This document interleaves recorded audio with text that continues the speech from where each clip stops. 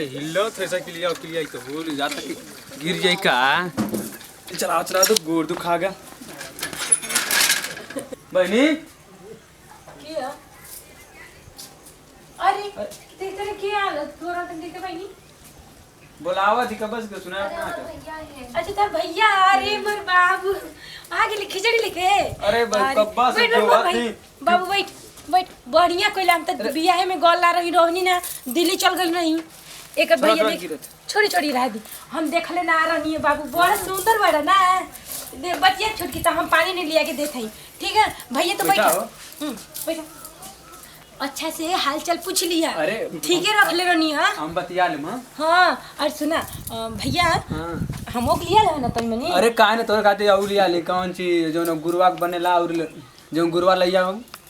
अच्छा के ढूंढा और ये राम हमरा मन पसंद के बा सुन ना हम जा तनी पानी लिया तनी ये छोटकी बतिया ले खूब मन भ ले भैया वहां चल रही है तो फिर कहां मिलत नहीं तो चल लू नहीं पानी लेके आ दे भैया कोई जइया मत हम औते बानी। ठीक है दीदी तब कहाँ रहला है तू याद ना होता। अरे बहुत याद आता रहा आवत आवत साइकिल चला गोड़ दुखा गया हम कहीं चली घर तो के लिया क्या चला तो फोनवा से ना फुर्सत मिलल तो कहाँ से। अरे तो करता तब एकदम भागल चलनी कहीं आज चल दीदी की हमारी खिंचैली तो के देखे बहुत मन तब इतने दिन से आव मन करता ल कहिए से एम गनी चल चली आज पूछा मत हम रोज देखे तो हम मन करत रहा तब बने तुम्हें बोलौनी है यहाँ।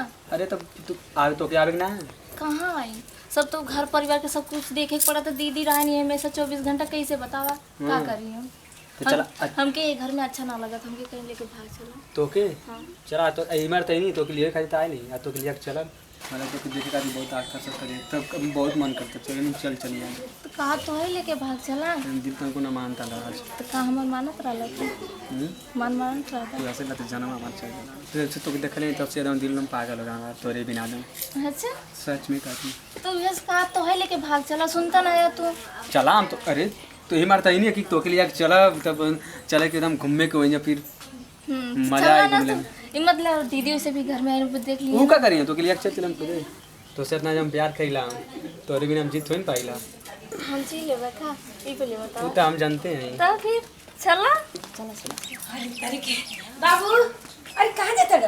अरे कुछ ना गोगा खाएगा तो मेरे को खड़ा हो जाए तब तक। अच्छा खड़ा है अच्छा दीदी मतलब दवाई आने जाती दवाई तोरा बुखार बा नहीं ये रात इतना जोर तो हम कहीं तुम दिवौले आए चौले। अरे हां भैया बड़ा नीक कइला अरे तो तन पनिया पी अरे ठीक है ले बिस्किट खा ला ला पी इतना थकल बेया सलाम ना भैया के अपने सेवा करल जाला। अरे ठीक है होगा तो काम में आवे ना अरे बेहतर कुछ जाने तलू ना खाली बस हियर करी ना अरे मोर बस होगा सुना ना भैया जइया अच्छा से दवाई और है बिस्किट पूरा खाई जा हो ले तू खा ले तू खा सुन अच्छा से दवाई दिया के अच्छा सवेरे लेके चले एक आदमी बड़ा हुआ ठीक बा ठीक है हम जाते हैं बस जइमा चलिए। हां जा साइकिल ले ले बाबू ले और दे और दीदी आज ही ना तो बताया कि दवाई आने ओजन आराम से ओजन आराम अरे ठीक बा तू जा ना अरे बाप रे यही रख देती है यहीं जो बाबू जो भैया हमारा साइकिल भेज देना। हाँ ज्यादा कौन बता साइकिलियो काम चली ले जो रे छुटकी जो बैठ जो बैठा के ले जो भैया तो हूँ का कैसे बैठ जो छुटके पर बैठ जो लेके जा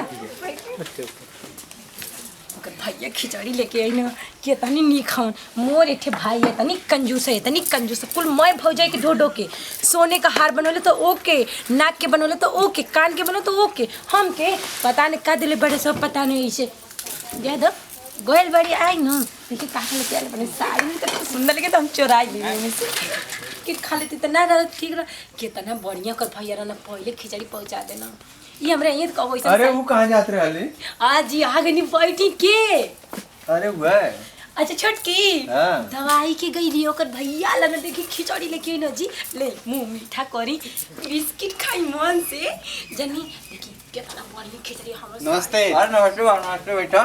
नमस्ते अरे ले खिचड़ी लेके आई है ना के है जी। अरे ओकर भाई बात है हां इतना बतिया तनी।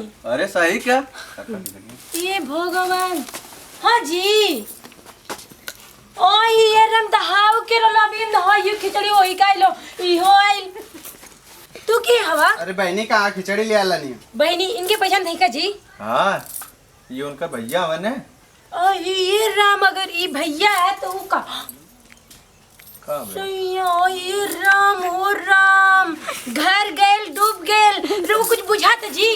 का भैया? अरे भगवान का बैल, अरे कोनो और वाला साइकिल से देखी खिचड़ी ले गया ना जी, और मोबाइल लेके चल गलो के।